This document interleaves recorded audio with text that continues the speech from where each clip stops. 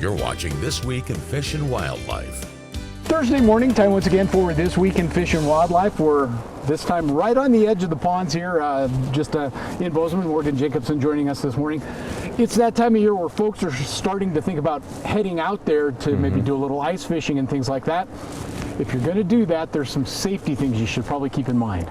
Yeah, Chet, absolutely. The number one thing is well, two things actually. One was ice thickness, Right. which is pretty obvious. One that should be obvious also is what you wear, right? So you'll see here, we had that snowstorm this week. It's put a lot of snow on the ice. Sometimes that snow can actually insulate heat on the ice, so it keeps things really wet. So make sure you're wearing the proper attire. Make sure you, at the very least, have waterproof boots, but lots of layers, things that you can put on, take off, things like that to stay warm. But also you want to make sure that there's plenty of ice. Good, stable, solid, clear ice before you venture out.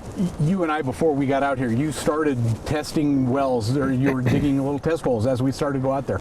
A really good idea, especially this time of year. Yeah, if you're the first one to venture out, or if you don't see anyone out on the ice, it's really important to know that ice is safe. What you want to look for is a minimum of 4 inches of solid, clear ice for just yourself, right? If you're bringing vehicles out on the ice, that requirement goes way up. So, it's a good idea to test things as you go, drill holes as you go to make sure that you are maintaining some good ice. And keep in mind that ice thickness can vary across the water. So. It may be really thick by the shore, but it may be thin out in the middle, so just keep that in mind as you go. Right. It's one of those things you're probably going to want to do it every so often as you were doing that. I mean, you found good ice here, even though there's, several inches of water on the top of it. Yeah, there is, some good ice underneath this, but, what this illustrates is that sometimes ice forms in layers, and when it does that, it's less stable that way. Right. So, make sure that you could have ice that you're getting through that's this thick, but there could be air pockets in between, which makes it less safe. So make sure, minimum of 4 inches of solid clear ice for you to be out on the water. This is a really fun activity. I think people are going, wow, it's going to be so cold, it's going to be all of that. It still is a really fun activity to participate in as long as you follow those safety rules. It really is. The thing that's great about ice fishing is it's very accessible.